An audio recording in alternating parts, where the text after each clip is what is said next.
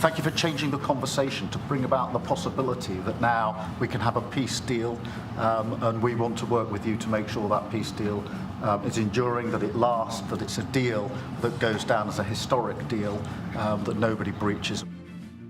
Welcome back. Thanks for staying with us. That was British Prime Minister Keir Starmer inside the Oval Office, as you could notice, this afternoon with President Trump. Dasha Burns, Fin Gómez join me now. Dasha is the newly minted Politico White House bureau chief.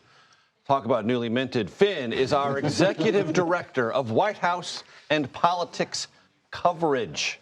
It's great to have you both with us. I want to play you something that also happened in that Oval Office meeting between the British Prime Minister and the American President, when a reporter asked President Trump if he still considers Ukrainian President Zelenskyy a dictator. Control room, please roll that.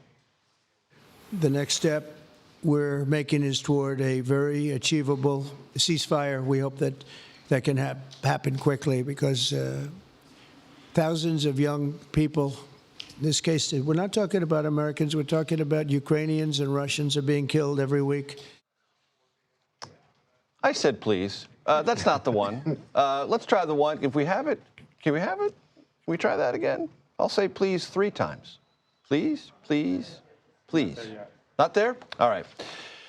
We will get there. Oh, yes? I think I have a very good relationship with President Zelenskyy. Do you think that Mr. Zelenskyy is a dictator? Did I say that? I can't believe I said that. Next question. Yeah, next question. Did I say that? Okay. So that's worth waiting for, folks, because it is emblematic of a Trumpian technique.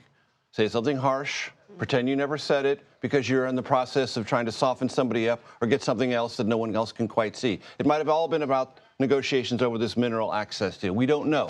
But it's all been withdrawn, everything's fine, and we move on. That's kind of a pattern. Dasha, your thoughts? Finn and I were here ready to basically do an SNL-style replay of that for you. I have a British accent ready, just in case.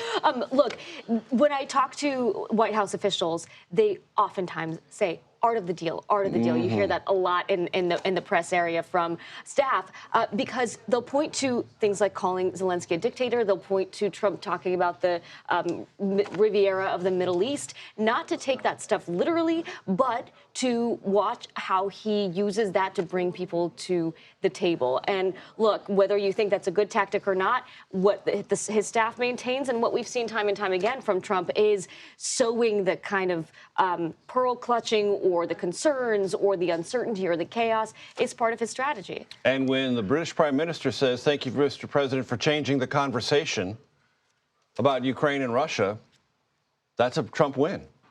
Absolutely. And I was speaking with a senior official with a NATO country earlier in the week who speaking about that dictatorship line from the president. It did rattle a lot of Western leaders. Absolutely, for obvious reasons. It did. But also, what I would note from today, what I saw, and I know Dasha was in the room, but what I saw was like the strategy I thought the prime minister had today was similar to Macron, which was not about this. It wasn't about this certain aggressive tone or tenor. It was more about it was flattery. Yes. It was a sense of, it was a lot of common ground stuff. Yes, in a sense of like, and that so for far, it went so far as when a reporter wisely asked the British Prime Minister, hey, what about Canada? And does the king have any concerns about losing a part of his realm?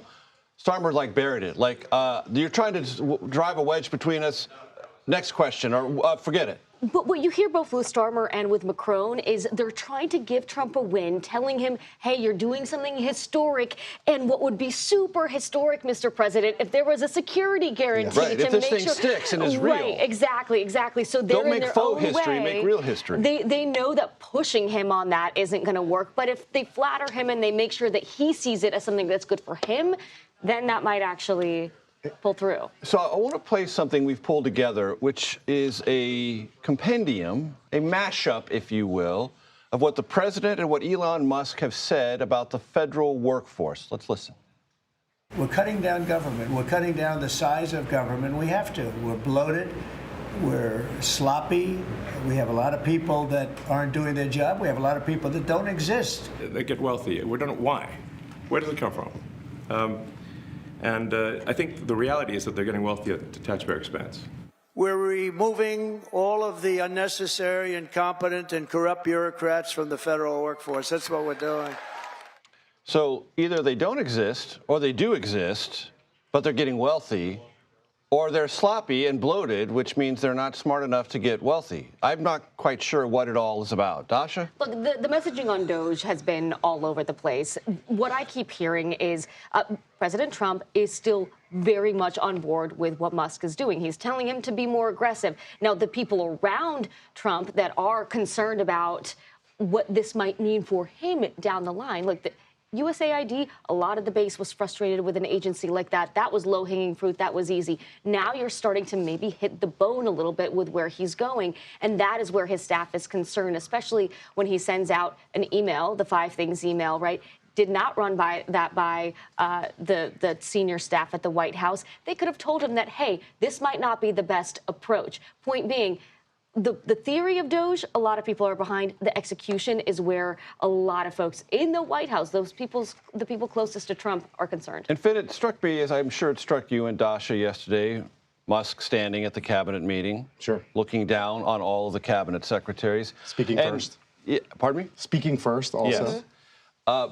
That is the pinnacle. Okay, there's going to be another cabinet meeting in this presidency.